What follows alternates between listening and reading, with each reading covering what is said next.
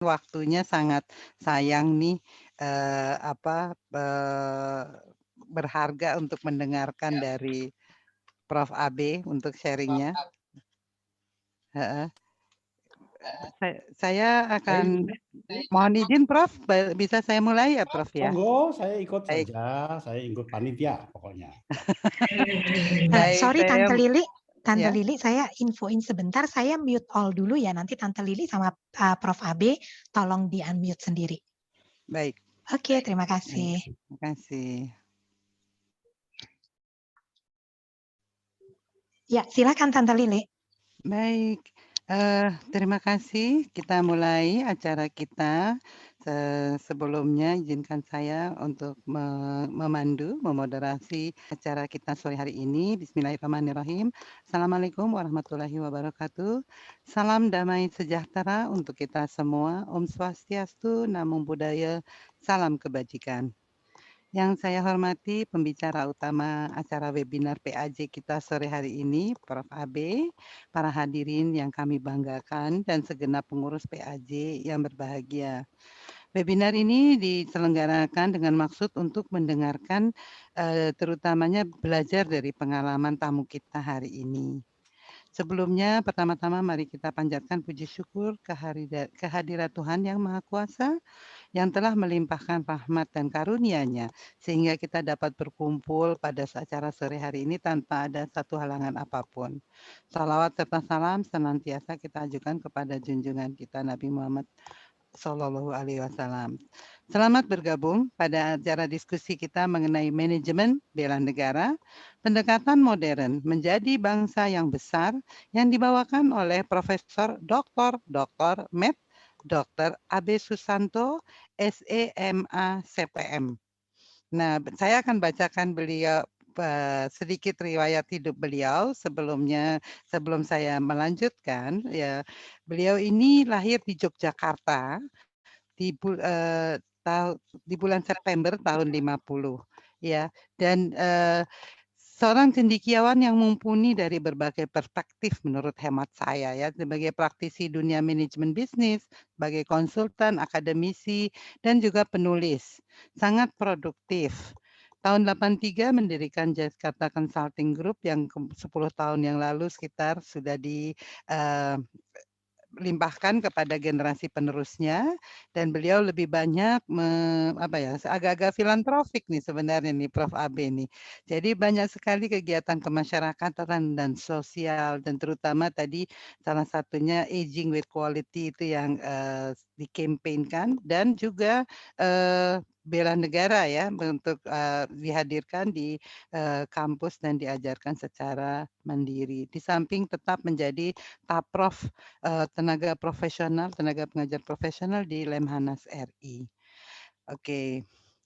Nah, dalam acara ini sebenarnya kita akan mengangkat bahwa bangsa Indonesia sudah membuktikan kebesarannya sejak dahulu kala. Namun yang paling mendasar adalah bahwa dengan menjadi bangsa yang berjuang untuk kemerdekaannya di tengah kemelut dunia selama dan pasca Perang Dunia Kedua. Hanya 3 negara di Asia yang mampu melakukannya. Dengan semangat juang inilah yang mengantarkan Indonesia menjadi negara yang dihormati di dunia dan juga sekaligus menjadi negara yang ditargetkan untuk dikuasai kembali. Para founding fathers kita sangat memahami hal tersebut. Semangat juang ini kemudian dituangkan dalam semangat bela negara, yang pada dasarnya adalah sikap dan perilaku warga negara yang dijiwai oleh kecintaannya kepada Negara Kesatuan Republik Indonesia berdasarkan Pancasila dan Undang-Undang Dasar 1945 dalam upaya mempertahankan kelangsungan hidup bangsa dan negara. Bela negara di samping merupakan hak, juga merupakan kewajiban setiap warga negara, karena kesadaran bela negara menjadi modal dasar dan sekaligus kekuatan bangsa menuju bangsa yang tangguh dan besar. Kecintaan kita pada tanah air Indonesia sejatinya akan selalu termanifestasikan dalam setiap peran yang kita jalankan, baik di masyarakat sebagai abdi negara ataupun peran lainnya, dimulai dari unsur terkecil masyarakat kita, yaitu dari keluarga kita sendiri. Untuk tidak berlama-lama, Mari kita simak tamu kita hari ini untuk menyampaikan manajemen bela negara, pendekatan modern menjadi bangsa yang besar dalam upaya membangun Indonesia maju. Seperti harapan kita semua, webinar dapat menjadi stimulus untuk bangsa Indonesia untuk lebih merekatkan tali persaudaraan dan kebangsaannya. Insya Allah. Kita akan mulai acara ini pertama-tama dengan memanggil Ketua Umum PAJ Ibu Jenny Wijaya untuk alumni TU Berlin, by the way, untuk menyampaikan sepatah dua patah kata. Begitu kami persila mikrofon dan layar Ibu Jenny Wijaya. Selamat sore, selamat bergabung Profesor AB Susanto dan teman-teman alumni sekalian, dan juga moderator kita, Sisli Lio Asitova. Salam sejahtera dan salam sehat bagi kita semua. Kita mendapat kehormatan bahwa kita sore ini bisa mendapatkan Profesor AB Susanto untuk membagi sebagian kecil dari ilmu dan pengetahuan dan pengalamannya kepada kita. Kenapa saya menekankan sebagian kecil? Karena Profesor AB Susanto adalah seorang yang multi talenta. Jadi kita tahu dari kegiatannya mengajar di sejumlah perguruan tinggi, di lembaga ketahanan nasional sebagai profesor tamu, dan juga dari kegiatannya di 10 yayasan sosial, kalau saya nggak salah baca, dan juga terakhir jadi Dewan Pembina di Perhimpunan Alumni Jerman kita ini. Ya, jadi sebagian kecil kita harapkan Profesor AB Susanto membagikan kepada kita bagaimana kita harus dari peran dan fungsi kita bagaimana membela negara di era industri 4.0 dan di dunia yang sudah mengglobal ini. Mari kita bersama-sama menyimak presentasi Profesor AB Susanto. Silakan, saya mempersilakan Sis Lili melanjutkan moderasinya. Baik, terima kasih Ibu Terima kasih Ketua. banyak. Ya, luar biasa. Prof, saya persilakan nanti untuk para peserta menyimak benar-benar. Kita ini akan ada door prize ya, Prof AB sudah menyediakan 2 buku untuk penanya terbaik. Jadi menyimak dan bertanya supaya kita hidupkan diskusi kita. Prof, waktu dan layar dipersilakan. Ya, ibu-ibu dan bapak-bapak sekalian, teman-teman yang terhormat, Assalamualaikum warahmatullahi wabarakatuh. Shalom, Om Swastiastu, Namo Buddhaya dan salam kebajikan. Salam Pancasila bagi kita semua. Merupakan suatu kehormatan bagi saya untuk bersama-sama dengan ibu dan bapak, apalagi dalam pertemuan ini banyak senior-senior saya. Ada Pak Kusnadi Kardi, ada Pak Edwin Suryajaya, ada Pak Roy Hagel, dan juga ada Pak Antoni Wayong dan teman-teman yang lain. Pada sore hari ini saya diminta oleh Perhimpunan Alumni Jerman membahas mengenai masalah manajemen bela negara. Saya izin untuk share screen sebentar. Saya sudah menyiapkan beberapa slide, tidak terlampau banyak, tetapi dapat kita gunakan bersama nanti kalau kita ingin membahas mengenai hal ini sebagai acuan dari bahan diskusi kita. Karena saya tahu kan teman-teman kita kan intinya kan senang sekali kalau untuk berdiskusi, bukan? Jadi saya tidak mengambil waktu terlampau banyak untuk membahas awalnya, tetapi menyiapkan waktu untuk berbicara bersama-sama, berdiskusi sambil mendapatkan masukan. Jadi sebetulnya apa yang ingin saya sampaikan ini mengambil dari sebuah buku yang diterbitkan oleh penerbit Kompas Gramedia bertajuk Manajemen Bela Negara. Pendekatan modern menjadi bangsa yang besar. Anda semua melihat di sini bahwa ada tambahan kata manajemen untuk membedakan dengan kegiatan-kegiatan bela negara yang berbau militer. Ini di sini penekanannya pada pendekatan nir militer. Dan ada subjudul pendekatan modern menjadi bangsa yang besar, karena ini sebenarnya menurut kata Yuval Noah Harari adalah yang menentukan agar kita bisa tumbuh kalau kita mempunyai sifat nasionalisme yang konstruktif. Jadi ini yang ingin saya sampaikan pada pembahasan hari ini.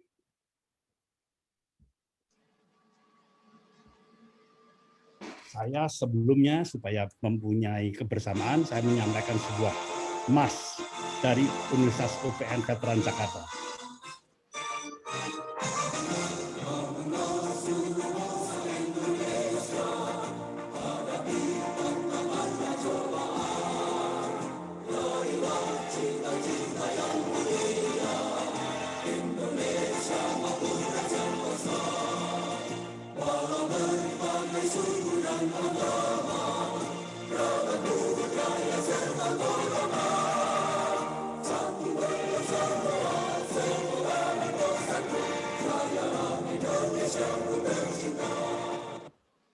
Ini tadi adalah Mars Bela Negara yang terkenal, dipakai di banyak tempat, diciptakan oleh saudara Dharma Oratmangun.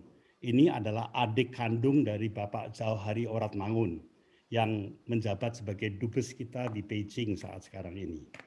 Dan ini kepunyaan dari UPN Veteran Jakarta, teksnya sama, tetapi ini direkam oleh UPN Veteran Jakarta, sekedar sebagai catatan dari teman kami yang terhormat Dr. Kusnanti Kardi, Bintang 2 dari Angkatan Udara, dahulu juga pernah menjadi rektor di UPN Veteran Jakarta. Jadi kita berterima kasih Pak Kusnanti Kardi berkenan untuk hadir pada pertemuan hari ini.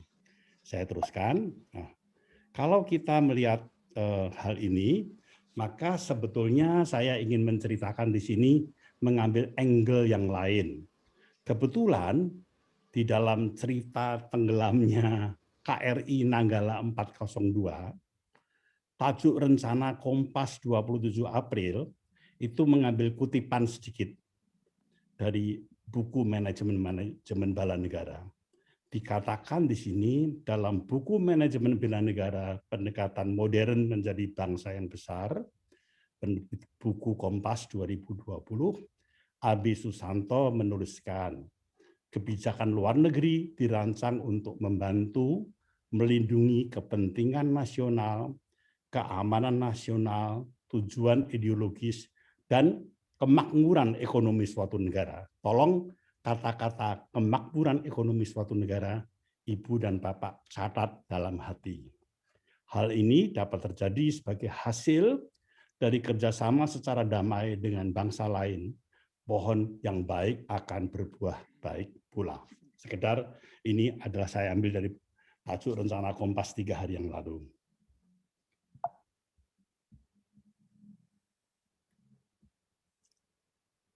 Sebetulnya tadi Ibu Moderator, Saudari Lili sudah menerangkan dengan bagus. Saya ingin menjabarkan dalam angle yang berbeda. Sebetulnya kata bela, Ibu dan Bapak, itu maknanya macam-macam. Memang dari kata dasar membela. Dapat berarti memihak, melindungi, mempertahankan, menjaga baik, merawat, atau melepaskan dari bahaya. Mungkin kita tidak dalam situasi yang revolusi seperti saat-saat yang lalu, sehingga penekanannya harus pada kata menjaga baik-baik dan merawat. Sedangkan negara itu dapat mempunyai dua sudut pandang. Yang pertama organisasi dalam suatu wilayah yang mempunyai kekuasaan tertinggi yang sah dan ditaati oleh rakyat, atau kelompok sosial, masyarakat yang menduduki dan hidup di wilayah tersebut.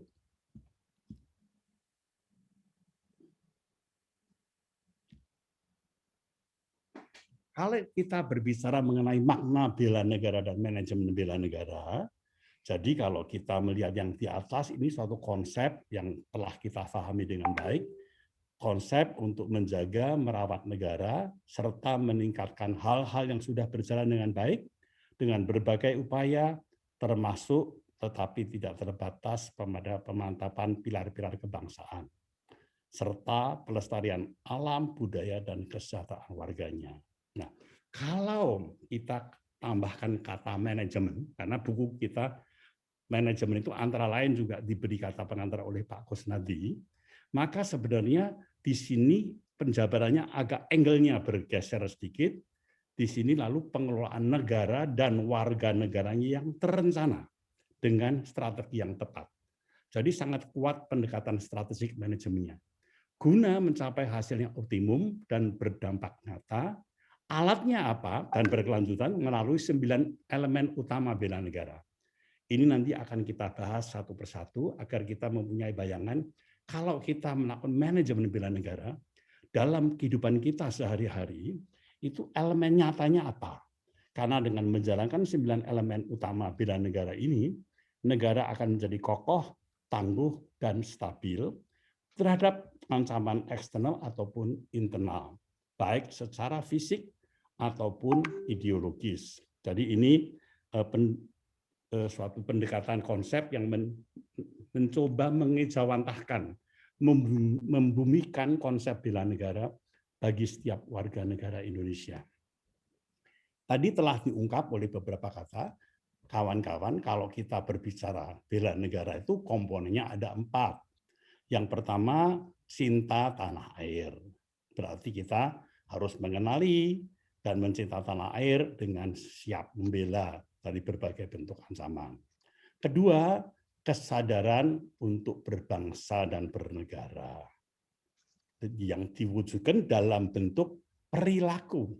Jadi saat sekarang ini kita seringkali sudah tahu bela negara itu apa, tetapi perilaku kita kurang kuat mencerminkan konsep bela negara yang kita pelajari. Sehingga nanti kita akan menggunakan banyak istilah internalisasi instead of informasi. Lalu yang ketiga, yakin pada Pancasila. Ini mengapa di Lemhanas, di samping PPRA, PPSA, itu kita juga menyelenggarakan program-program yang namanya program TAPLAI, pemantapan nilai-nilai Pancasila. Dan yang keempat, rela berkorban, waktu, tenaga, dan macam-macam.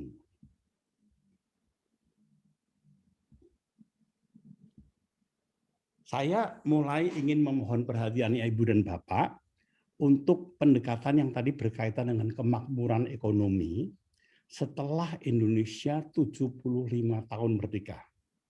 Hampir 76 tahun. Ini adalah gambarannya pada saat sekarang ini yang terjadi, baik sebelum ataupun setelah pandemi. Yang setelah pandemi estimate dari IMF, yang nyata real dari World Bank tahun 2019, tapi agak mirip angkanya. Dan juga lajur kanan menunjukkan kalau kita hitung melalui purchasing power parity atau absolut. Jadi kalau kita melihat Indonesia itu income per kapitanya per tahun itu pada angka sekitar 4.000 US dollar per kepala per tahun. Kalau hitungannya World Bank 2019 4.100, tetapi karena pandemi menurun sedikit. Kita bandingkan dengan Malaysia. Mereka hampir 3 kali lipat kita. Thailand itu hampir 2 kali lipat kita. China 2,5 kali kita. Saudi Arabia yang sama-sama diberkati dengan cadangan minyak dengan seperti kita, angkanya sudah 5 kali kita. Saya kalau membandingkan angkanya IMF. Switzerland, ini teman-teman yang punya rumah di sana tentu sudah mengetahui bahwa itu sudah 20 kali kita. Korea Selatan itu sudah 7 kali kita lebih. Dan negara tetangga kita, Singapura ternyata sudah hampir 15 kali kita. Kalau kita melihat rata-rata dunia, itu angkanya pada 12.000. Berarti kita hanya sepertiganya dari dunia. Kalau kita melihat EU, itu hampir 35.000. Berarti angka-angkanya sudah hampir 9 kali. Ini kalau kita lihat melalui pendekatan nominal. Ini yang kita capai dalam proses setelah merdeka selama 75 tahun lebih sedikit. Kalau kita hitung melalui pendekatan income per kapita yang dihitung berdasarkan purchasing power parity, maka angka kita memang melonjak agak tinggi, menjadi 12 ribuan dengan daya beli yang kita bisa beli barang murah. Tetapi so is Singapura, karena Singapura juga melunjak, mereka juga tidak mahal-mahal amat. Bahkan kita di sini mereka menjadi 8 kali daripada kita. Thailand pun juga dari 7.000 menjadi 18.000, 19.000. Jadi pesan saya usul kepada teman-teman, oke, kita manajemen bela negara boleh dan harus, tetapi salah satu parameter keberhasilan bukan hanya masalah kedaulatan dan keamanan yang sudah kita miliki, walaupun ada ancaman dari luar negeri, tapi saya ingin agar refleksi dari kemakmuran rakyat kita, income per kapita juga meningkat dengan signifikan.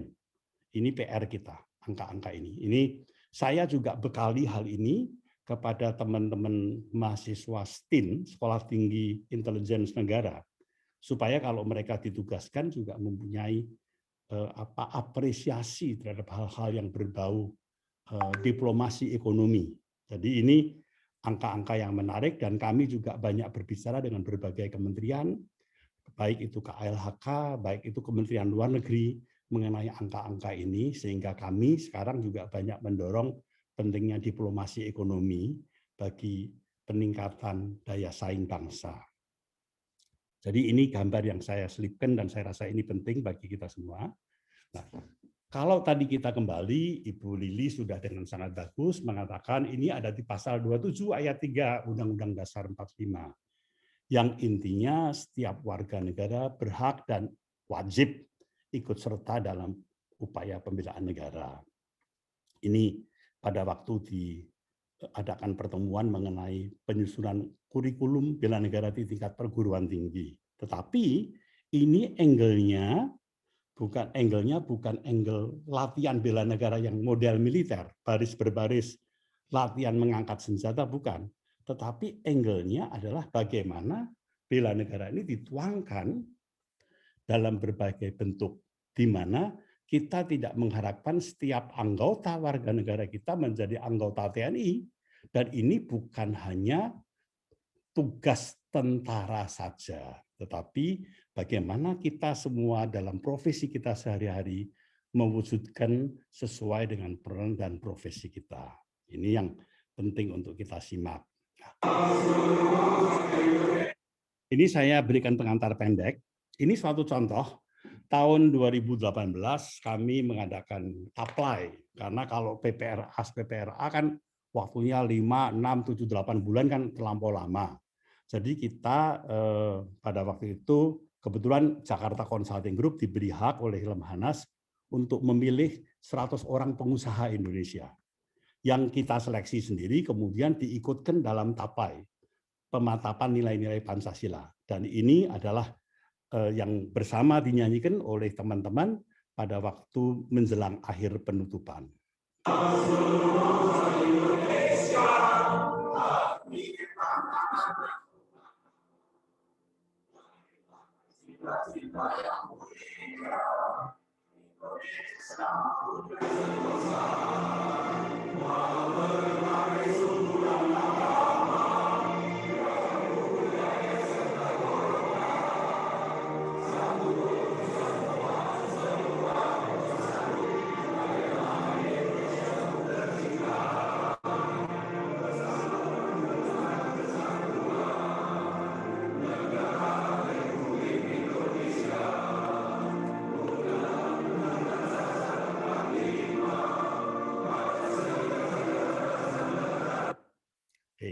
Ini sebetulnya menarik kalau melihat foto-foto para pengusaha, karena yang tambah penting, tambah besar dia duduk yang makin ke belakang.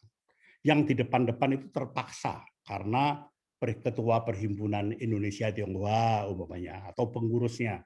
Tetapi yang tambah besar di belakang malah tidak nampak dalam nyanyian bersama dari 100 orang pengusaha penting ini di Indonesia.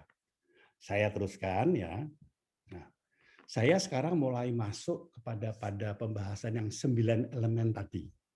Ibu dan Bapak masih ingat tadi salah satu alat kita untuk mencermatin kegiatan bela negara kita harus memahami yang 9 elemen ini. Elemen pertama mengenai kedaulatan. Ini tentu militer, diplomasi, dan geopolitik.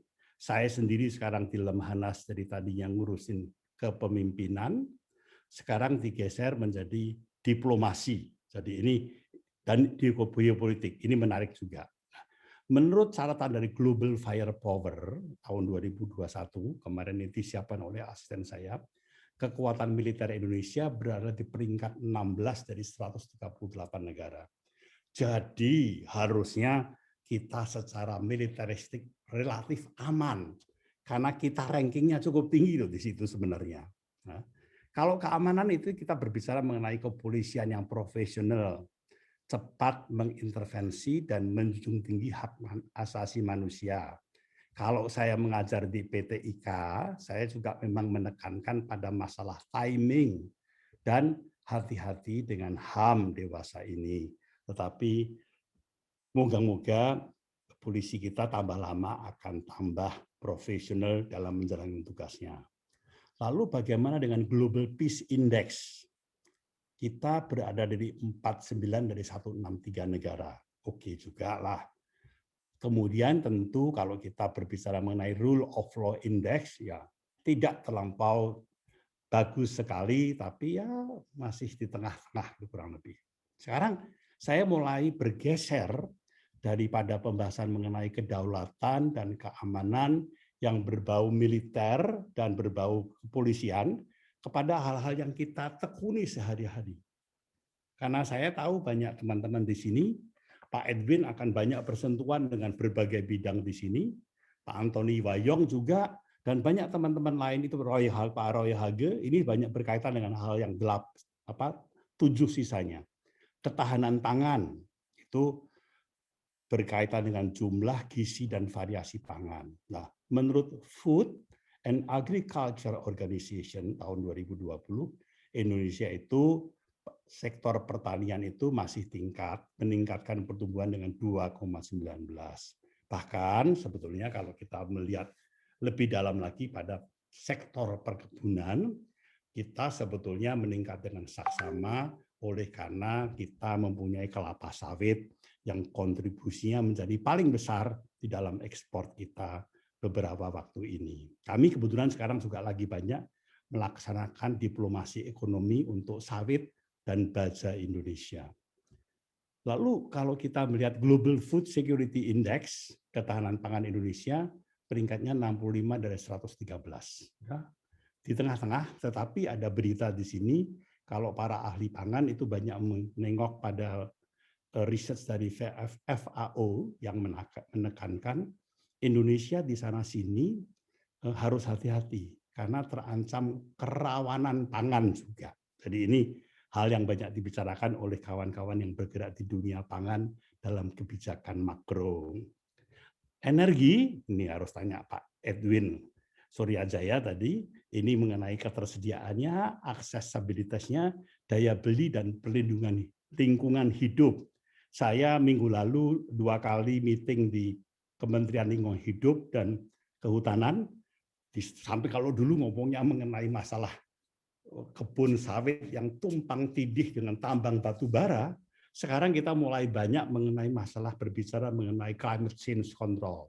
Kita banyak berbicara mengenai blue carbon dan green carbon umpamanya. Ada diplomasi yang sedang berjalan, saat sekarang ini ada orang kita yang menyertai Wamendak di Jenewa untuk pembicaraan mengenai WTO mengenai kelapa sawit. Yang mungkin minggu depan baru pulang. Terus kemudian ketahanan energi juga berbicara mengenai bauran energi nasional, terutama mengenai energi baru terbarukan, bukan EBT. Ini kita punya target yang dari 9,15 pada tahun 2025 menjadi 23%. Kalau lingkungan hidup, kita punya target mengenai greenhouse gas itu kita ingin dalam upaya sendiri membereskan pengurangan 29% dan dari dukungan internasional menjadi 41%. Jadi kita mempunyai beberapa target-target yang harusnya di-share oleh pemerintah dan swasta secara bersama-sama untuk mendalami mengenai masalah ketahanan energi dan lingkungan hidup ini. Nah, sekarang menarik bagi kita untuk alumni dari Jerman. Jadi yang pertama-tama mengenai pendidikan, berita yang tidak bagus adalah hasil dari PISA. Ini waktu itu saya bolak-balik diundang di Kementerian Pendidikan karena masalah hasil tes PISA score ini, Program for International Student. Ini pada hakikatnya adalah bagaimana kita mempersiapkan putra-putri kita yang masih remaja gitu, SMP, mulai masuk SMA, itu di dalam menjadi manusia global. Lalu dicek beberapa hal yang dites itu adalah satu, matematika. Indonesia itu peringkatnya 72 dari 78. Sains 70 dari 78 negara. Jadi membaca Indonesia 72 dari 77. Not so great. Not so great beritanya, hati-hati. Dan ini yang membuat kita malu, membuat kita banyak sibuk adalah karena kita kalah dari Vietnam. Nah, saya sebetulnya dengan beberapa teman-teman lagi mempunyai program baru ini yang agak kontroversial. Seperti dulu saya kalau di Lemhanas itu di samping strategic management saya banyak mengajar juga mengenai strategic thinking. Bagaimana pola pikir mengelola hal-hal yang besar, mempunyai dampak besar, menggunakan sumber daya besar, mempunyai dampak besar di masa mendatang, itu yang kita lakukan. Tapi kita sekarang mulai bergeser menjadi critical thinking. Karena di dalam Bloom taksonomi itu kalau kita tidak pernah melewati critical thinking, kita tidak akan pernah menjadi manusia yang kreatif. Lalu saya kan dengan teman-teman sok pinter, karena saya mempunyai hubungan dari banyak organisasi pendidikan, saya menawarkan mungkin kita harus mulai mengadakan program pelatihan khusus bagi pakai dosen dan mahasiswa, tetapi utamanya dosennya, mengenai masalah critical thinking ini. Tapi saya sudah berpesan pada tim saya, jangan tawarkan kepada rektornya. Karena kalau rektornya atau dekan-dekannya, dia merasa, oh kita kan sudah pinter mengenai critical thinking. Jadi mesti tawarkan kepada pembinanya, kepada pengurus yayasannya, itu baru akan berhasil. Jadi ini salah satu masalah yang kita hadapi dalam dunia pendidikan, masalah critical thinking. Kalau tidak pernah masuk ke critical thinking, hanya pada tahapan menganalisa, kita tidak akan bisa masuk pada creative thinking. Mengapa Pak Jokowi kemarin kan ngangkat Pak Laksana dari LIPI untuk menjadi ketua BRIN, kan, Badan Research and Inovasi Indonesia. Nah, kalau kita melihat kenyataannya supaya kita tidak dusta, menurut QS World University Ranking di dunia itu ada yang sangat terkenal ranking universitas berdasarkan QS, itu universitas kita yang paling bagus, yang paling tinggi rankingnya adalah Gajah Mada, 254. Kalau Indonesia itu pada peringkat 305, ITB pada 313. Ini sebetulnya menurut saya agak mengkhawatirkan. Karena saya umpamanya, sekedar cerita saja, saya banyak mengajar di suatu university di selatannya Shanghai, di Hangzhou. Itu namanya Zhejiang University. Pada waktu saya mulai mengajar di sana 15 tahun yang lalu, itu tempatnya Jack Ma sebetulnya. Kita 15 tahun yang lalu, itu sebenarnya rankingnya dengan UI hampir sama lah kurang lebihnya. Tapi apa yang terjadi, sekarang mereka sudah melompat pada urutan 50 besar. Jadi ini saya umumnya mengajar di Istanbul, di Turki, itu ada universitas internasional miliknya Kadinia Turki. Di situ juga sama, saya melihat kemajuannya pesat sekali. Kita agak lamban, dan ini mungkin kita memang harus berani melihat hal-hal seperti ini. Jadi intinya, message-nya teman-teman yang bekerja di pangan, tolong kita bekerja di pangan dengan sebaik-baiknya, lakukan research, dan kemudian buatlah inovasi, atur supply chain yang benar, diatur harga yang benar supaya semuanya dapat menikmati. Ini yang harus kita sampaikan. Teman-teman di ketahanan energi juga demikian, perhatikan mengenai baurannya. Ini dirjennya sering teriak-teriak, ini bagaimana dengan campuran dari energi baru terbarukan. Umpamanya kami kalau dengan sawit, dengan Aprobi itu dari Wilmar, ketuanya Pak Tumanggor, kita selalu ngomong, ini biodieselnya gimana nih kita ngaturnya nih. Nah, ini tadi mengenai pendidikan. Saya izin teruskan lagi sedikit. Saya ingin berbicara mengenai masalah yang 4 sisanya. Kebudayaan. kebudayaan seringkali kita menganggap, oke, kita banyak program tari-tarian yang indah, kita mempunyai Borobudur, kebetulan kita sekarang lagi menggerakkan Borobudur lagi, saya menjadi tim di situ, dan kita kepingin itu merubah positioningnya. Tetapi kita sekarang mulai ingin menggunakan budaya melalui keterkaitan diplomasi ekonomi dan pariwisata. Terus ada dibuatkan catatan oleh asisten saya di sini, bandingkan dengan Korea Selatan yang selalu kita iri. Mereka tentu mempunyai Samsung, mempunyai Hyundai, tapi kita juga melihat sebetulnya mereka ekspornya itu dikawal dengan kebudayaan. Itu adalah K-pop, dikawal dengan apa yang namanya drama Korea yang membuat kita sering menangis, kemudian dikawal dengan makanannya bibimbap dan bulgogi namanya. Jadi itu mereka sangat kuat mengawal hal-hal yang berbau ekonomi dengan pemanfaatan budaya. Mungkin Indonesia harus mulai, saya baru memasukkan dalam buku saya mengenai diplomasi ekonomi, tambahan khusus mengenai gastrodiplomasi. Kebetulan kalau ada teman-teman yang banyak aktif di situ, di Indonesia dulu ada yang namanya IGA, Indonesian Gastronomy Association, sekarang berubah nama menjadi ADI Gastronomi Indonesia, itu diketuai oleh saudara Indra Ketaren Beta, itu dulu seorang diplomat, kebetulan saya menjadi salah satu anggota Dewan Pembina juga, itu banyak sekali hal yang dapat kita lakukan. Kita padahal kalau menurut ranking yang paling enak, rendang nomor 1 di dunia, nasi goreng nomor 2. Tapi kalau kita mencari restoran Indonesia di luar negeri, akan kalah jauh dengan Thailand, walaupun Thailand syaratnya jelas itu dibuat link dengan kebutuhan negaranya. Jadi mereka malah mendapat bantuan juga dari negaranya kalau mau membuka restoran di luar negeri yang jumlahnya sekarang 7.000 lebih. Jadi itu contoh yang bagus untuk meniru Thailand di dalam gastroekonomi. Nah, ini juga masih ada, saya mempunyai satu data yang confidential, itu kita baru menyetujui dengan Dubes yang kita di sana dan dengan Dubes di sini, Rusia. Mereka ingin buka satu restoran Rusia di Jakarta dan kita diminta untuk buka satu restoran di Moskow. Kalau ada yang tertarik, silakan hubungi saya. Saya dengan senang hati akan mencoba untuk mengaturkan dan menghubungkan semuanya. Ini sama dulu waktu kita baru beli pesawat tempur yang pernah dibawa pulang oleh Pak Kosnadikardi kalau nggak salah, zamannya Ibu Mega, itu saya masih ingat.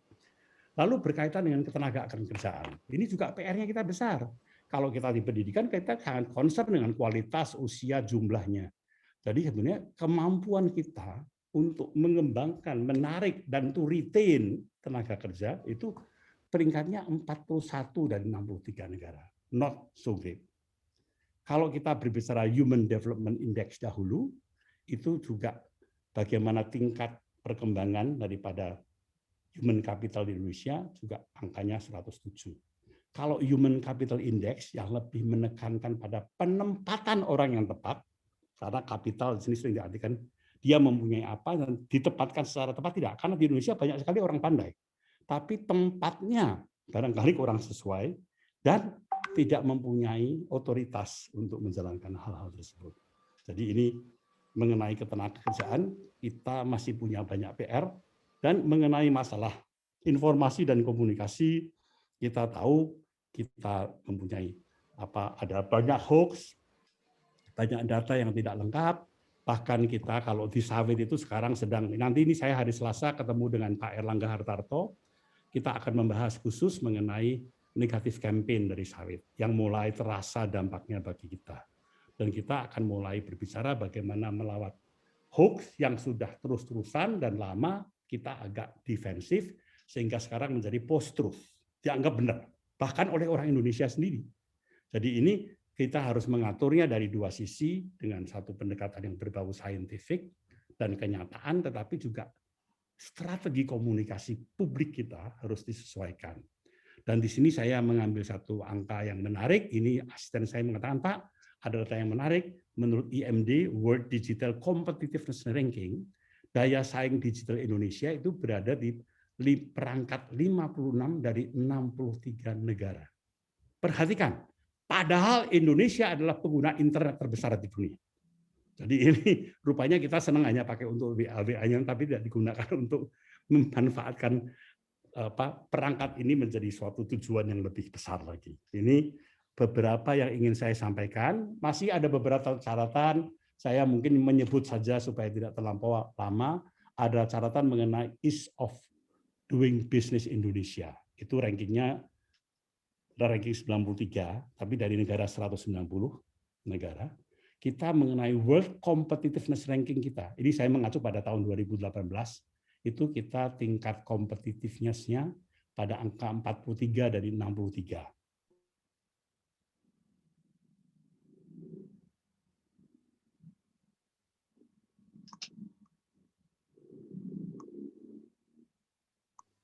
Maaf, Prof. AB termute.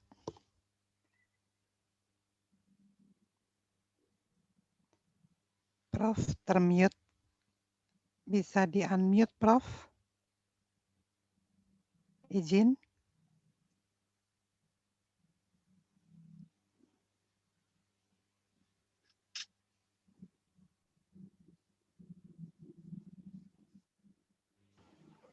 Suaranya hilang-hilang, Prof. Prof. termute. Izin. Bisa tolong Mute di-unmute. lagi, aman sudah? Udah aman. Aman ya, Aman. oke. Mohon maaf Makasih. tadi. Ya, apa-apa. Lanjut. Barangkali, oke. Ya. Jadi di sini yang menarik adalah tadi saya menyampaikan urutan beberapa hal lain yang kita sebagai alumni dan berprofesi dalam berbagai bidang itu perlu tahu. Satu, pertama yang namanya World Competitiveness Ranking kita. Itu menurut IMD tahun 2018 kita rankingnya 43 dari 63. Tidak bagus-bagus amat. Singapura nomor 1 umpamanya. Nah, kemudian dengan IODW, Ease of Doing Business, itu menurut World Bank kita juga pada ranking 73 dari 195. Lalu yang masih kurang bagus Indonesia adalah Corruption Perception Index, indeks persepsi indeks persepsi korupsi. Itu kan sebetulnya ada 180 negara yang ikut, diberikan angka 0 sampai 100. Kalau 0 itu paling parah sebetulnya, 100 paling bagus. Nah, Indonesia angkanya pada 37, dekat-dekat yang parah. Itu mengapa saya juga menjadi anggota Dewan Penasihat dari Kebijakan Nasional untuk KNKG, Kebijakan Nasional untuk Corporate Governance. Jadi kita mengatur mengenai bagaimana agar governansi, tata kelola, dan risk management, serta yang namanya compliance ini ditegakkan di Indonesia. Karena angka kita masih agak buruk di situ.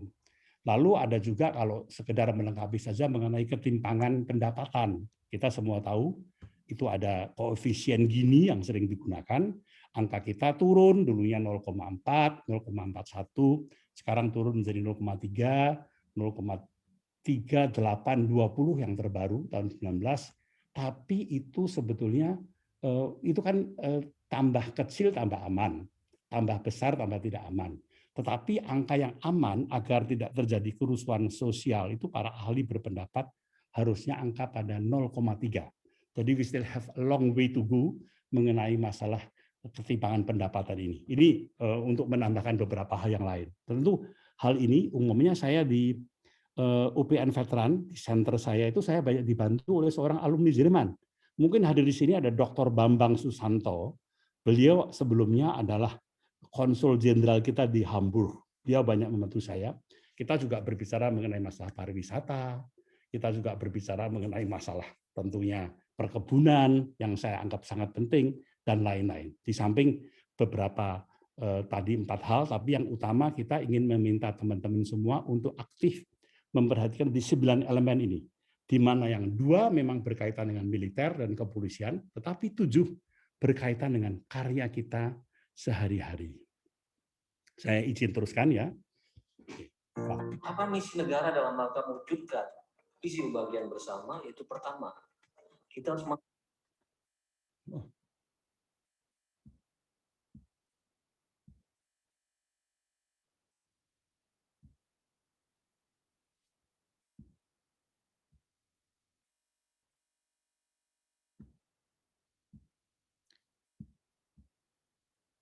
Bentar, ini kok. Apa misi negara dalam rangka mewujudkan visi kebahagiaan bersama? Yaitu pertama, kita harus mampu melindungi segenap bangsa dan seluruh tumpah darah Indonesia. Kedua, kita harus mampu memajukan kesejahteraan umum. Bahwa kesejahteraan yang kita hendaki bukan kesejahteraan orang tertentu, golongan tertentu, agama tertentu, wilayah tertentu. Ketiga, kita harus mampu mencerdaskan kehidupan bangsa. Kehidupan petaninya harus makin cerdas, kehidupan nelayannya harus makin cerdas, kehidupan para pendidiknya harus makin cerdas, dan yang lebih penting, kehidupan para politisi dan pemimpin negaranya harus makin cerdas. Dan yang terakhir, kita harus ikut melaksanakan ketertiban dunia berdasarkan kemerdekaan, perdamaian abadi, dan keadilan sosial. Hanya dengan mewujudkan visi dan misi itulah cita-cita kebangsaan Indonesia membentuk negara bisa dicapai.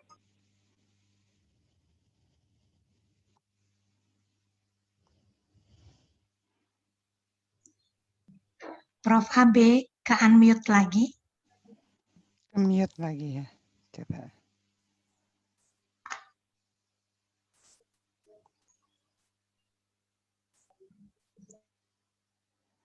Prof, mute.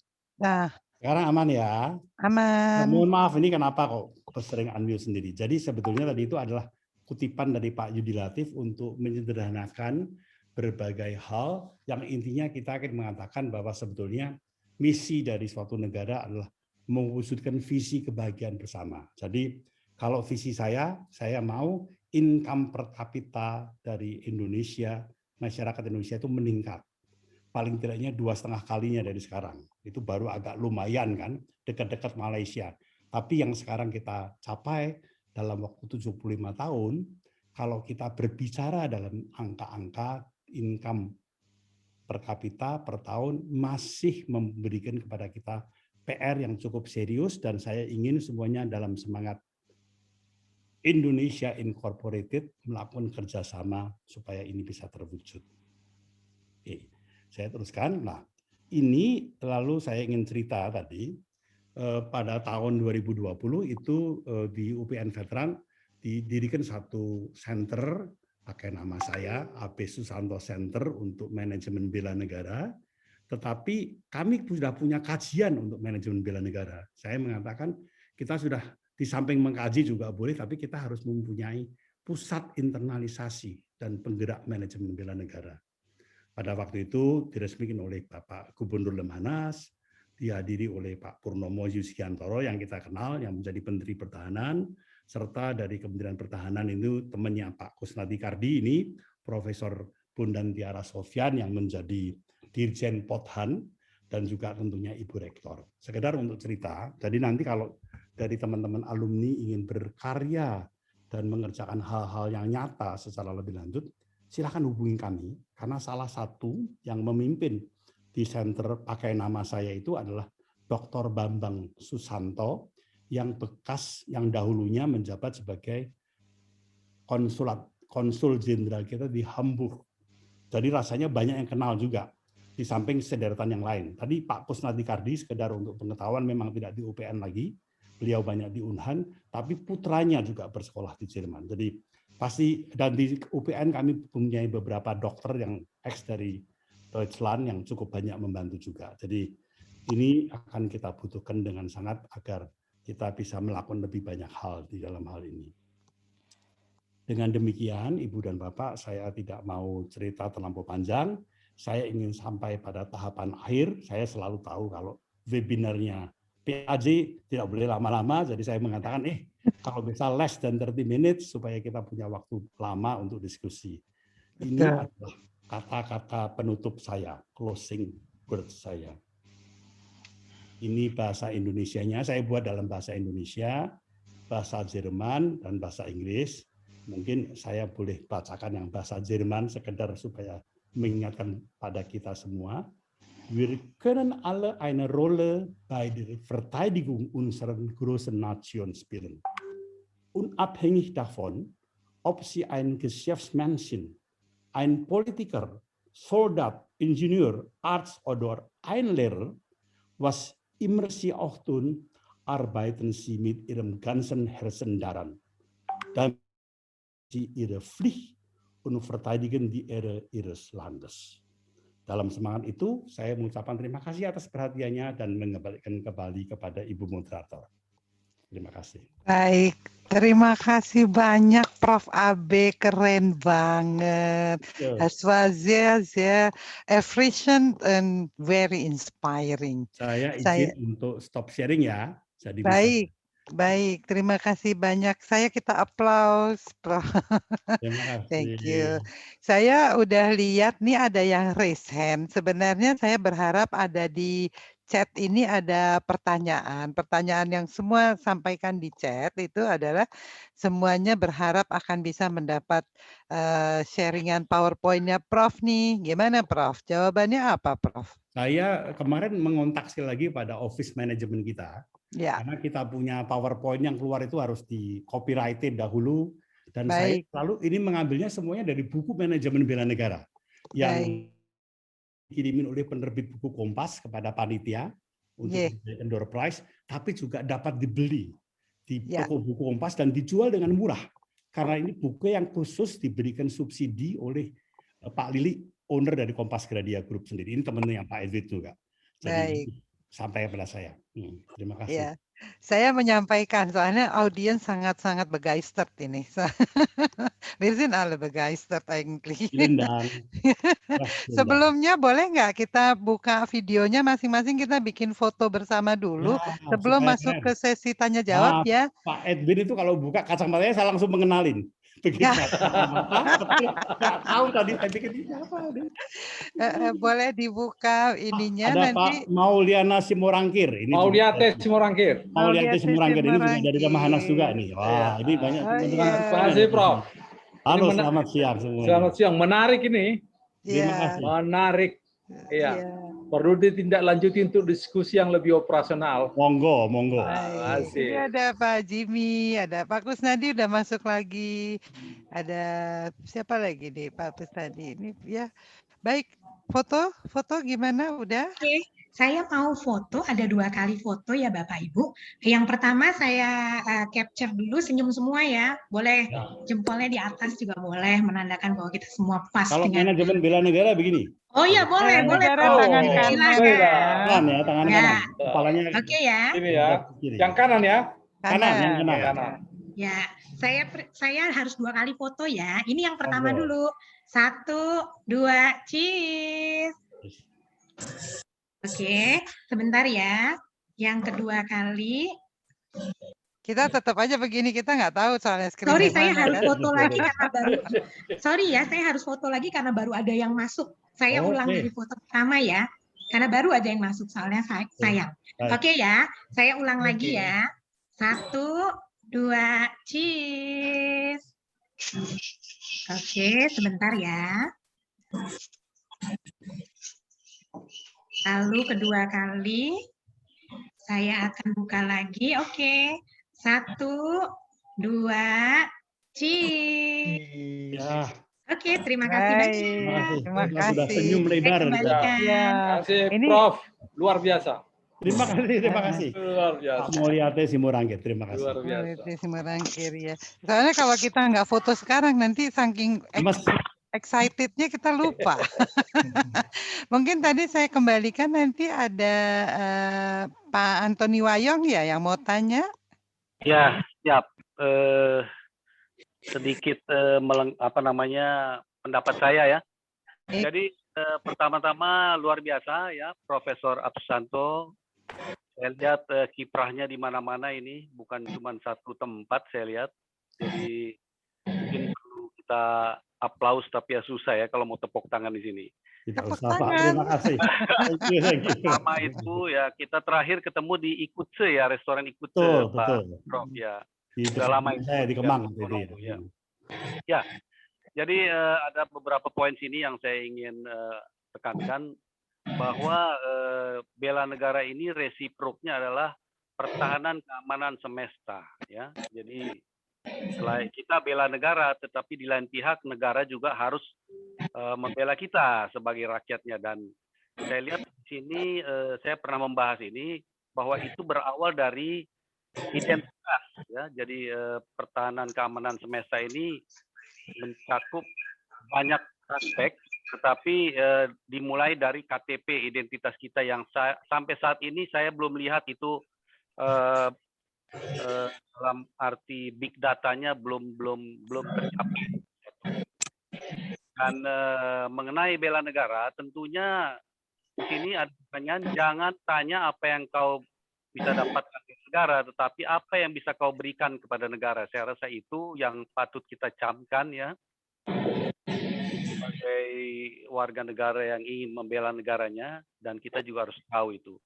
Dan bela negara ini ada beberapa poin di sini saya baca tadi, kedaulatan, keamanan, dan lain-lain, tetapi saya cuma hanya ingin menekankan 2 poin di sini. Ekonomi ya.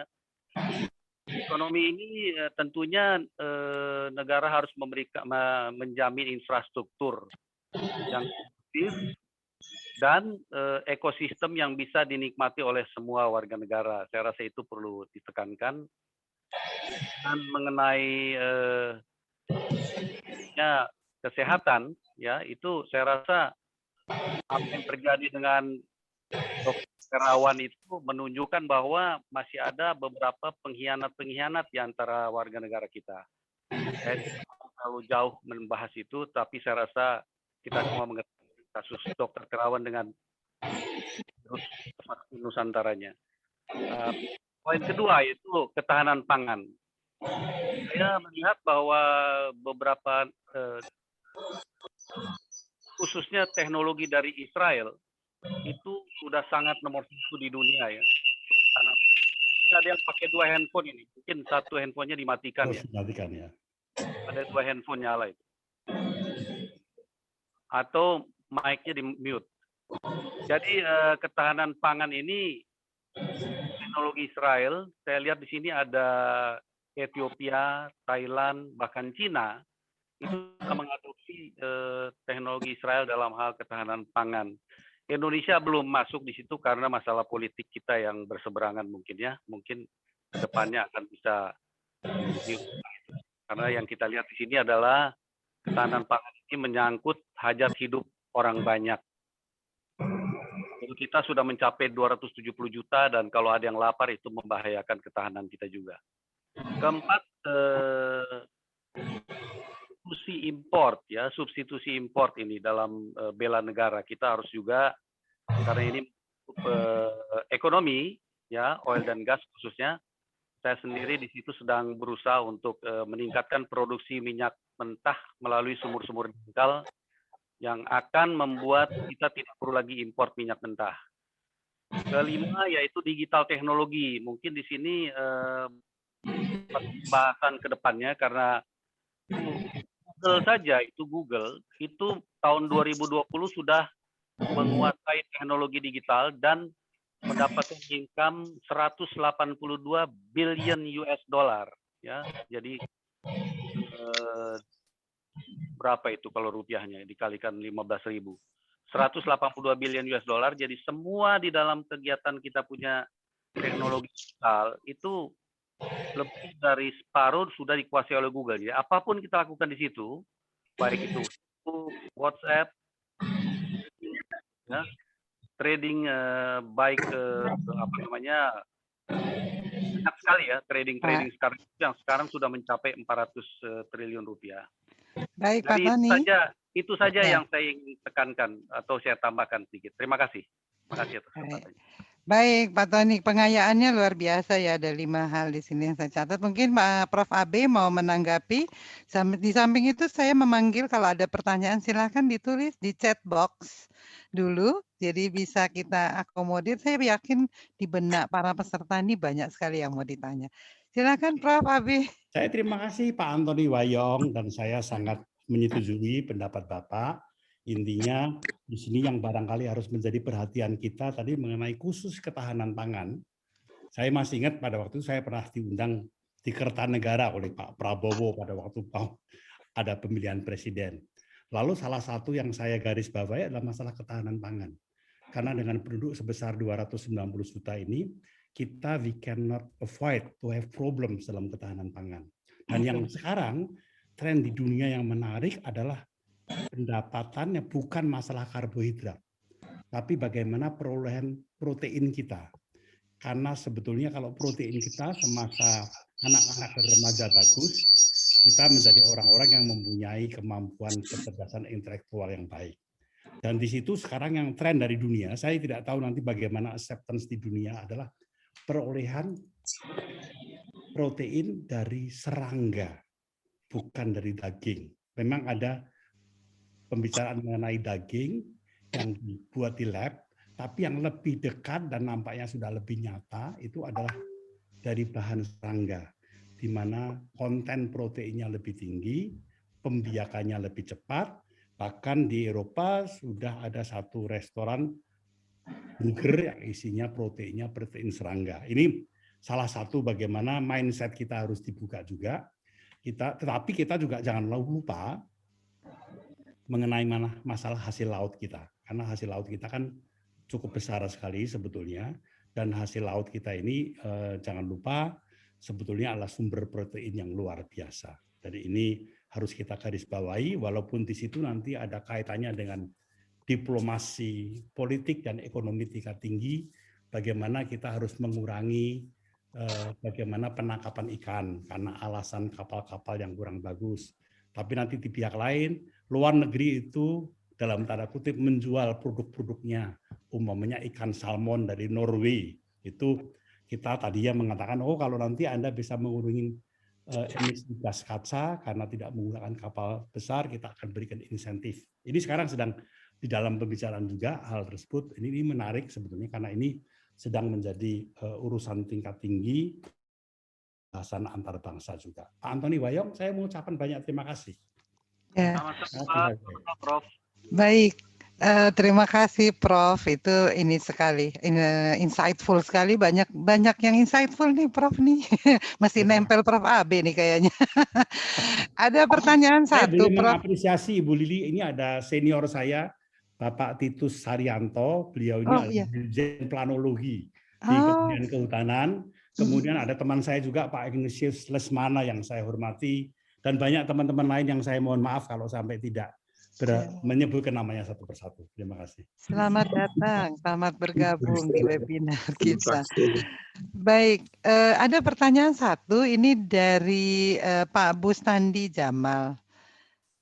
Perihal parameter negara maju yang dapat dijadikan pelajaran oleh Indonesia. Mungkin pertanyaannya yang tertera di chat box seperti itu, nanti kalau saya persilakan dulu Prof. AB untuk menanggapi. Kalau ada yang kurang jelas nanti Bu Lili, boleh sebelum diambil. ditanggapin mungkin saya bisa tambahkan sedikit ya supaya mengena gitu ya. Singkat padat. Oke, ya. Boleh. Jadi Pak Sustanto saya kira materinya menarik gitu ya. Ada 9 elemen dalam rangka bela negara. Nah, itu menjadi menarik, itu kan sangat kualitatif. Tadi coba diterangkan dalam bentuk PDB, produk domestik bruto. Nah, kita tahu bahwa kita itu masih di angka 4.000 sekian lah ya. Tadi disampaikan 4.136. Kalau kita lihat Amerika Serikat itu 55.809, Kanada 51.589. Nah, kemudian perkembangan 8 tahun terakhir, increase kita itu hanya 147 US dollar. Kemudian Jerman itu 47.000 US dollar, kemudian increase-nya 457 US dollar. Nah, maksud saya ternyata persentase tadi yang disampaikan ternyata berkorelasi antara PDB rendah dengan PDB yang tinggi. Tadi yang disampaikan EBT, tes PISA score, itu adalah refleksi bahwa kita memang masih jauh ketertinggalan. Nah, maksud saya ini gimana, Prof? Kira-kira ada satu jumping supaya kita lebih mencapai target-target itu tadi. Terima kasih. Terima kasih Pak Bustandi. Monggo Prof. Ya, Pak Bustandi Jamal, terima kasih sekali, sangat menghargai pertanyaannya. Kalau kita lihat tadi, Bapak benar. Saya rasa kita ini punya problem.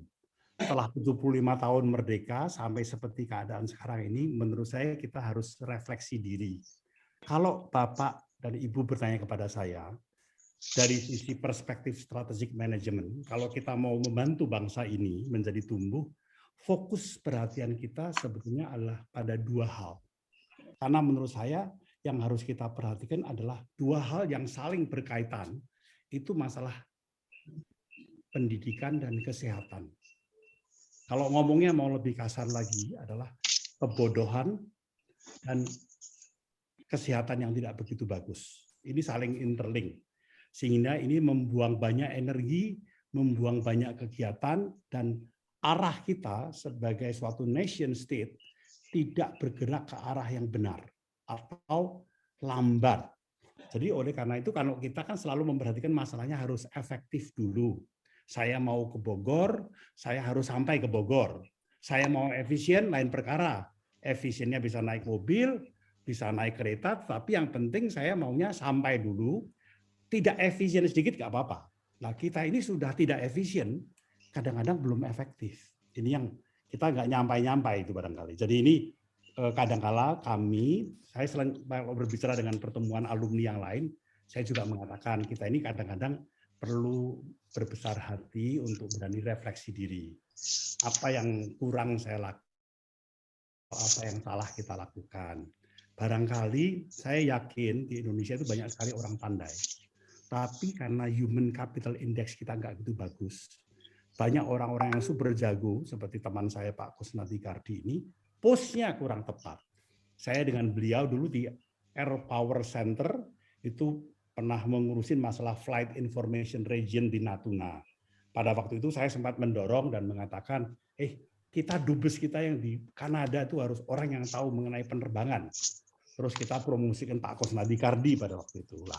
Kadang-kadang power kita kurang kuat, padahal kita sebenarnya tahu orang yang tepat yang bisa mengambil jabatan itu. Tapi saya tahu banyak teman-teman juga dari kalangan swasta terutama dan pengusaha itu mempunyai power yang luar biasa. Bukan hanya di dalam perusahaannya, tapi juga masuk ke pemerintahan. Dan itu yang namanya orang Chinese mengatakan kuansi, hubungan baik, networking yang dapat dimanfaatkan itu, saya mohon pada banyak teman-teman untuk dimanfaatkan secara benar. Karena itu akan sangat membantu negara kita. Terima kasih. Baik, terima kasih. Luar biasa Prof. AB, pendidikan dan kesehatan ya. Kalau itu halusnya ya. Kalau agak agak gemain jadi kebodohan ya. Mohon izin, masih ada dua pertanyaan atau tiga di sini. Tapi sebelumnya saya tadi mendapat ini pesan langsung dari Pak Kusnadi Kardi untuk mau menyampaikan. Pak Kusnadi, mungkin saya persilahkan singkat, jelas, padat. Kan promotornya harus diberi tempat dong. Betul. Nanti saya pertanyaan, waduh, susah lagi. Mending di forum aja kita. Silakan ya. Pak Gus, monggo. Terima kasih. Saya akan memberikan masukan. Sebetul sekali mengenai pendidikan. Kita harus mengambil contoh dari Jepang. Kenapa Jepang maju? Kenapa Jepang bisa bersaing dengan Jerman, dengan Inggris, dengan Perancis? Karena dia mengirimkan mahasiswanya atau siswanya ke luar negeri. Ke Jepang, ke Jerman, ke Perancis, ke Amerika. Akhirnya setelah pulang, meningkatkan negara itu menjadi teknologi yang bisa bersaing dengan negara barat. Jadi pendidikan itu saya kira yang utama. Jadi saya berusaha juga supaya anak-anak saya sekolah. Seperti anak Mbak Lili, anak saya kirim. Udah 7 tahun di Jerman.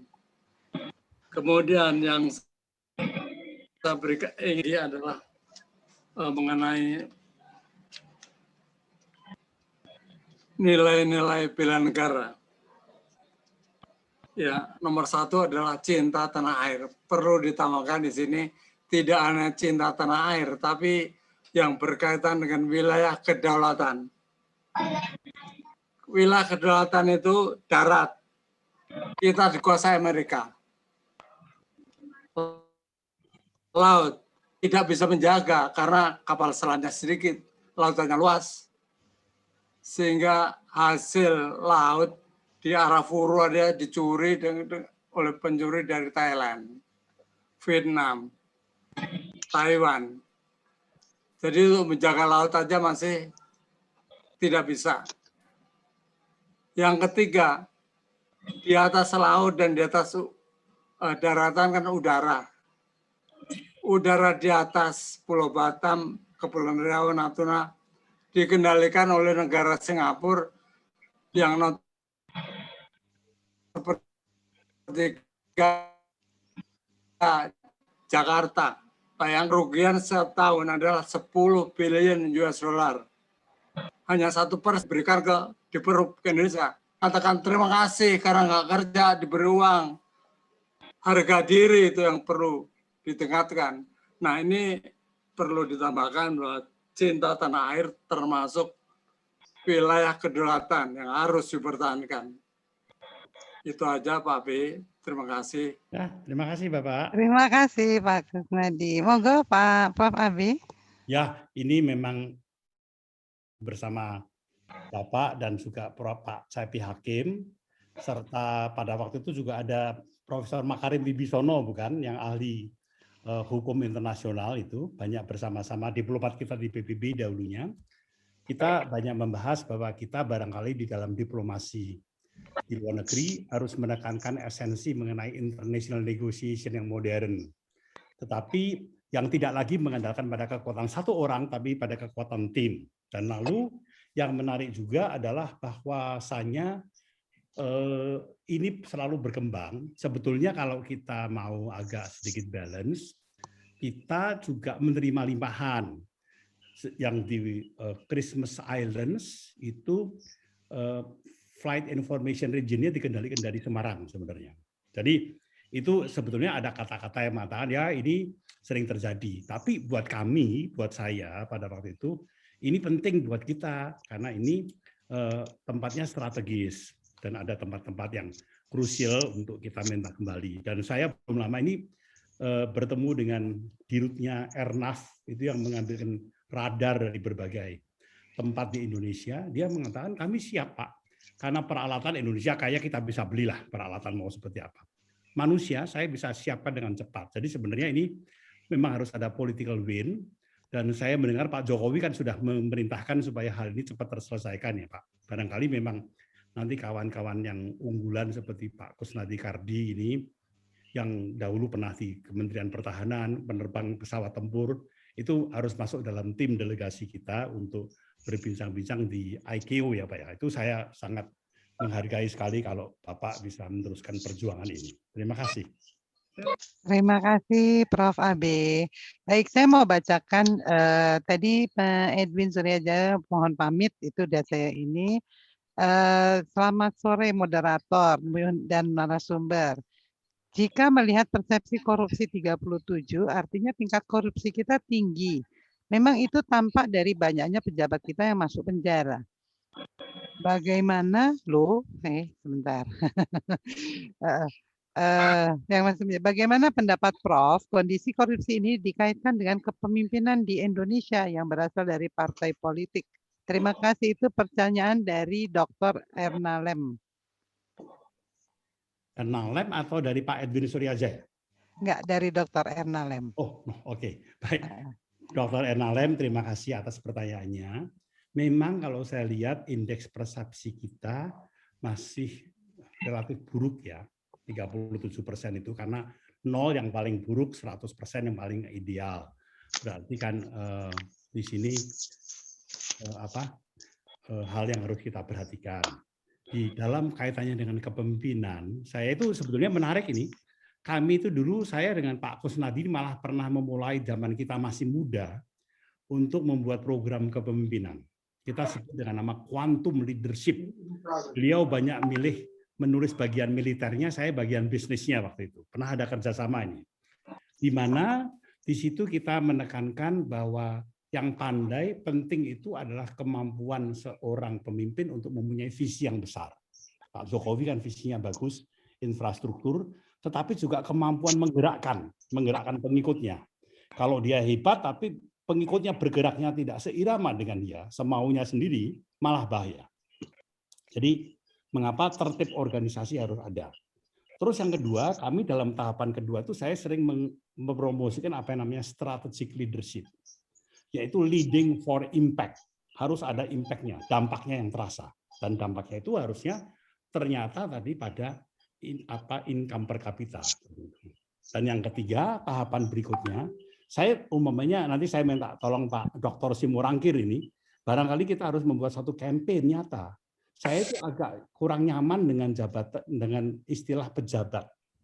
Mengapa saya selalu dalam banyak forum kalau saya diundang, saya selalu menggunakan terjemahannya pelayan masyarakat, civil servant.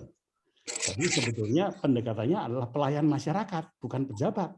Dia harus melayani.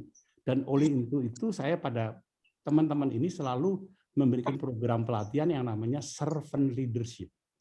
Kepemimpinan yang melayani. Ini yang harus kita lakukan dan ini yang perlu kita kampanyekan besar-besaran agar yang pendekatan tadi itu kita tidak mengalami banyak masalah dari sisi gangguan kepemimpinan yang lemah. Karena pemimpin yang nomor satu, kalau kita melihat berbagai survei di dunia ini, ratusan ribuan survei, selalu ada beberapa yang muncul di 10 besar. Salah satu yang muncul dalam 10 besar selalu adalah kata integritas. Jadi kalau pemimpin itu integritasnya hilang, dia sama saja dengan membawa pengikut-pengikutnya ke arah yang salah.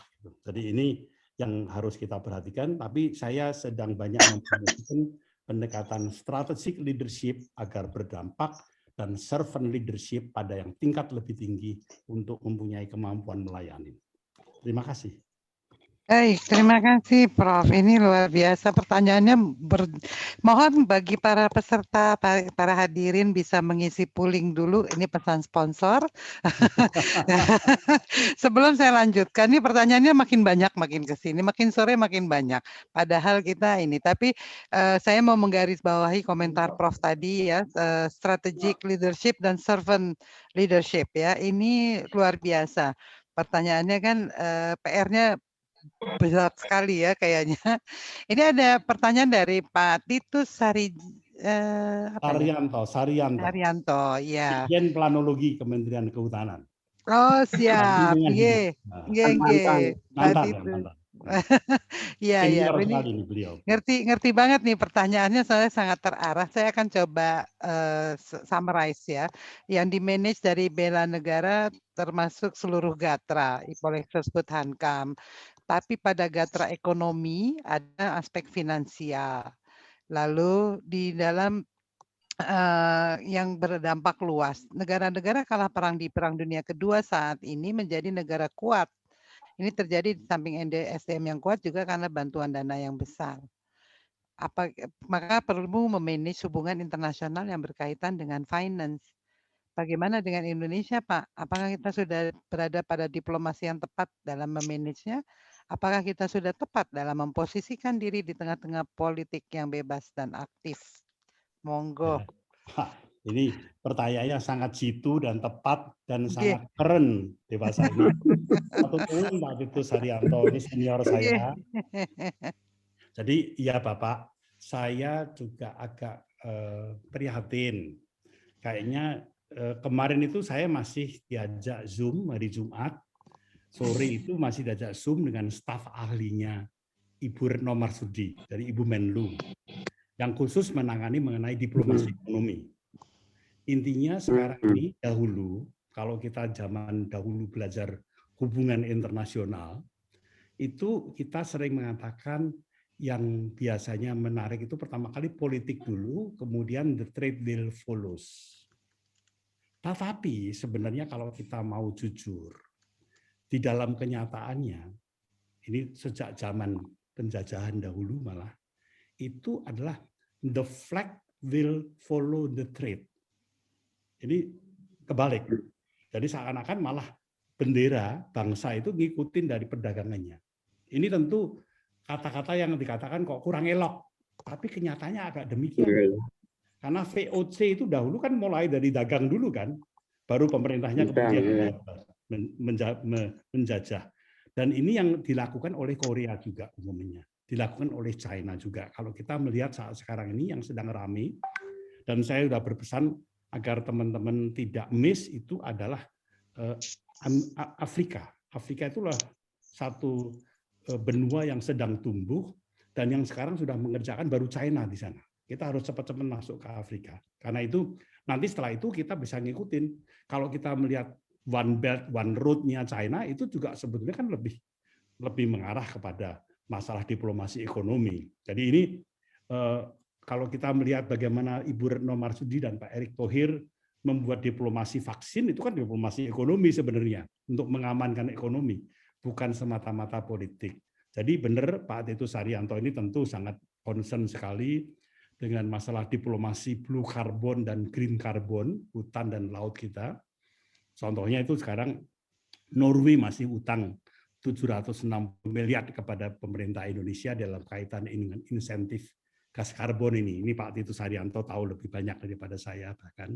Dan ini hal-hal semacam ini meminta kepada kita untuk mau revisit program pemberdayaan daripada diplomat-diplomat muda di dalam menangani langkahnya dia sebagai diplomat. Okay. Saya kampanye itu karena ada dibantu oleh Pak Wamen Fahir, itu kita mau mengusulkan agar kita mempunyai program training diplomasi ekonomi yang baru supaya melihat dari angle yang lain. Jadi ini suatu hal yang menarik dan memang banyak harus dibenahin, terutama di dalam kaitan kita bernegara dan berbangsa dalam kaca hubungan internasional. Contohnya, ada sementara ini pendapat yang mengatakan bahwa di dalam globalisasi yang namanya geopolitik menjadi kurang penting. Saya termasuk penentang hebat di situ. Saya mengatakan kalau untuk Indonesia, geopolitik menjadi sangat-sangat penting dengan geostrategi dan geoekonominya. Contohnya saya masih teringat di ruang di mana saya berada di library saya, Pak Mas Tommy Surya Pratomo, dubes kita di Singapura, 4 hari sebelum bertugas masih mampir ke rumah saya. Kita ngobrol-ngobrol. Ini gimana nih geopolitik, geostrategi, bagaimana dengan diplomasi ekonomi? Saya ngomong, Mas, fokusnya ke arah diplomasi ekonomi aja. Saya ngomong ada asisten saya minta, itu Pak Tommy mau datang kita berikan satu berkas. Salah satu berkas yang saya berikan adalah, look, ternyata di dalam hal impor sayuran, itu Singapura belinya sayuran luar biasa. Karena mungkin mereka mengadopsi pola hidup sehat. Tetapi saya melihat angkanya, Indonesia itu rankingnya nomor 6. Padahal kita negara yang paling dekat dengan Singapura. Amerika Serikat itu menjual lebih banyak sayuran ke Singapura daripada kita. Saya mengatakan ini Mas, yang gini-gini kita mesti benahin cepat-cepat. Nah, ini hal-hal semacam yang sedikit agak konkret. Dan mengapa saya selalu mengatakan kita harus ada benar-benar semangat Indonesia Incorporated dari berbagai pihak bersama. Dan saya itu tadi juga dengan Pak Edwin dahulu banyak membahas bersama-sama mengenai ajaran Konfusianisme, bukan Konfusianity, Konfusianisme di dalam berbisnis. Itu salah satu hal yang penting yang sering saya sampaikan adalah slogan kalau jadi guru jadilah guru yang baik. Kalau jadi politisi jadilah politisi yang baik. Kalau jadi pengusaha, pengusaha yang baik. Dan kita ini kadang-kadang ada kecenderungan untuk ngerangkep ke sana kemari. Jadi kita yang penting sebenarnya menjadi yang terbaik, menjalankan peran kita dengan baik, itu kan pesan utama dari manajemen bela negara. Begitu Anda menjalankan fungsi dengan sebaik-baiknya, you already contribute a lot to your country and your nation. Terima kasih Pak Titus, Pak Nuwun. Terima kasih Pak. Prof. Terima kasih. Jadi intinya, jadi yang terbaik, yang benar di fungsi apapun, nggih, Prof. Itu adalah manajemen bela negara. Jadi kita callingnya banyak nih, mumpung bulan puasa, bulan berkah. Ya, benar. Mudah kita doakan semua nih Indonesia, kita harus bangkit dan menjadi benar-benar tangguh dan besar ya, Bang. Amin. Sebelum satu pertanyaan penutup, tapi sebelumnya mohon bantuan partisipasinya untuk polling dari para peserta karena saya barusan dicolek sama panitia katanya masih belum semua isi katanya. Baik, saya Jangan sampaikan. lupa juga Ibu Moderator dan Ibu Baby Sekjen untuk membagikan buku yang dikirim oleh. Oh tenang, kan masih ada pertanyaan satu lagi. Tenang, Prof. Aman ya dia. Aman. Baik, ini ada satu dari Pak Zainal Adilin. Mohon izin bertanya tentang mindset kita, cepat berpikir dan cepat berubah. Contoh tentang PL terpusat yang menelan biaya triliunan. Kedua, pembangunan kilang minyak yang juga terpusat. Sebaiknya pembangunan kilang minyak mini itu sedikit contoh yang bisa saya sampaikan. Mohon tanggapan Prof. Dari Pak Zainal. Jadi sebetulnya kita itu harus mengadopsi pendekatan strategic management. Karena kekuatan daripada strategic management itu ada beberapa hal. Yang pertama, kita kan seakan-akan pemimpin itu berada di puncak suatu gunung. Dan karena dia berada di atas, pengikutnya di bawah, dia melihat lebih jauh. Jarak pandangnya jauh. Dia berjumpa dengan orang-orang yang tidak ditemui oleh pengikutnya. Koneksinya luas. Sehingga dia bisa mengarahkan pengikut-pengikutnya, ayo marilah kita berlayar ke timur kalau kita mengambil analogi kita dalam suatu kapal. Karena di timur sanalah terdapat padang rumput yang hijau. Itu visinya harus kuat. Tetapi kemudian pada waktu sudah mulai berjalan, itu dia harus menggerakkan pengikutnya. Karena kalau tidak dimulai nggak akan bergerak. Dan saya bergembira PAJ sudah mulai dengan beberapa diskusi semacam ini, mulai menggerakkan masalah kebangsaan. Tapi kemudian di dalam menggerakkan juga harus lebih fokus. Karena saya mengusulkan PAJ umumnya nanti mengambil beberapa bidang saja. Di samping masalah kebangsaan tentu ada masalah-masalah nyata yang perlu kita tangani. Contohnya saya itu sedang concern banyak, nanti tanggal 29 Mei itu adalah hari lanjut usia nasional. Dan kemudian ranking kita di dunia untuk Global Age Watch Index itu juga tidak terlampau bagus. Sehingga kita juga perlu membuat campaign karena sekarang jumlah penduduk di atas 60 tahun itu jumlahnya sudah lebih tinggi daripada balita. Tahun 2018 terjadi crossing, dan itu memberikan dampak sosial cukup lumayan, dan jumlahnya akan terus bertambah. Mungkin teman-teman yang senior dari PAJ juga sama, kita sudah lewat 60 semuanya. Dan ini kita mulai mengalami masa-masa seperti itu. Jadi we have to be alert. Kita harus waspada dengan isu-isu yang sekarang belum kita alamin. Tapi kalau pemimpinnya tidak address dari sekarang, kita nanti will be caught by surprise, itu kurang lebihnya. Ini yang penting. Kemudian kalau saya lihat tadi mengenai pendekatan strategic management ini, tentu mengenai pembagian antara apa yang di pusat, apa yang di daerah menjadi penting. Contohnya, barangkali kalau energi yang besar harusnya di nasional, lebih gampang perizinan semuanya. Tetapi operation harus di daerah.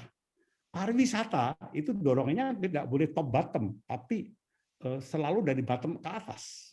Karena yang memiliki pariwisata itu adalah daerah, bukan pusat. Pusat tentu lebih mengarahkan. Contohnya 2 minggu yang lalu itu dengan Pak Sandiaga Uno kita ada pertemuan bersama, kita juga menekankan itu yang memiliki sebenarnya adalah daerah loh. Mengapa mesti dari mereka muncul, tapi kita arahannya yang mempunyai visi besar tetap harus pemimpinnya untuk bisa mengarahkan kemana. Jadi memang selalu ada interlink dan intertwine antara pusat dan daerah, di mana masing-masing akan membagi peran. Politik luar negeri jelas pusat, ekonomi pusat dan daerah, gitu kan ya. Jadi ini hal-hal semacam ini yang perlu kita sepakati bersama. Terima kasih Bapak Zainal Adilin. Baik. Wah, keren banget. Terima kasih nih. Kita kalau ngobrol kita terusin bisa sampai pagi, sampai sahur ya. Buka puasa bukan nanti. Baik, kita sampai di penghujung acara sebenarnya, udah overrun sebenarnya. Cuman kita memang tadi mulai agak terlambat.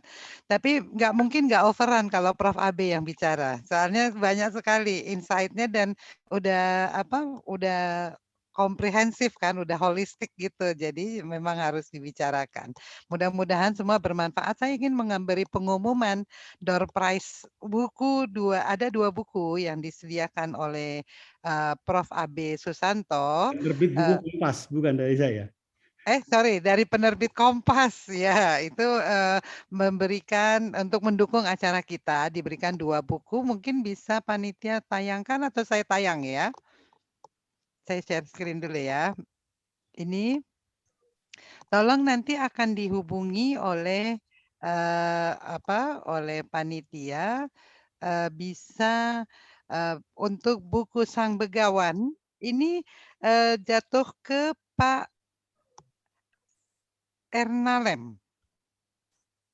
Lalu manajemen bela negara, pendekatan modern menjadi bangsa yang besar, ini jatuh ke Pak Titus Haryanto. Mohon menghubungi Terima kasih. panitia nanti untuk memberikan alamatnya perlu dikirimkan kemana. Panitia bisa di chat box ada atas nama Perhimpunan Alumni Jerman. Dengan demikian kita sampai di penghujung acara. Saya Lili Wasitova sebagai moderator mengucapkan banyak terima kasih atas kerjasama, atas partisipasinya. Kepada pembicara utama kita nih kita tepuk tangan dulu, luar biasa. Terima Nanti kasih, kita salam hormat ganggu. bagi semua teman-teman. Baik, terima kasih Bagus, saya ucapkan. bagus. Terima kasih Terima kasih, banyak. Lebih terima kurangnya kasih. mohon maaf. Terima Billahi kasih, taufiq Bu. wal hidayah. Saya dapat Wassalamualaikum door warahmatullahi prize. wabarakatuh. Waalaikumsalam. Om Santi Sehat, Santi sehat, Pak. Santi Santi Om. Terima kasih. Terima kasih Bu Lili, terima kasih Prof. Abe. Terima Sampai kasih ketemu. semua. Terima kasih. Dr. Erna Terima Lembat kasih, yang Bu. terima itu telah harap menghubungi panitia. Terima Boleh kasih. kami tahu nomor teleponnya, Ibu? Nomor telepon Boleh. siapa? Nanti saya kirim namanya saya taruh tulis di chat ya. Oke, Bu. Ya, Baik. terima kasih. Jadi Prof. kasih. Abe nanti untuk diskusi selanjutnya nanti saya akan ping Prof ya. Luar Ini biasa, masih- Prof. Luar biasa. Terima Luar kasih. biasa. Luar biasa, bagus. Terima kasih bagus. Pak Kasih, Simurangkir. luar Kirim biasa. salam untuk Kalau semua lain Sampai kali teman-teman. ketemu. ada- Terima kasih. Ya. Mohon izin. Bye-bye. Selamat malam. Sore. Selamat berbuka Selamat puasa. sore Pak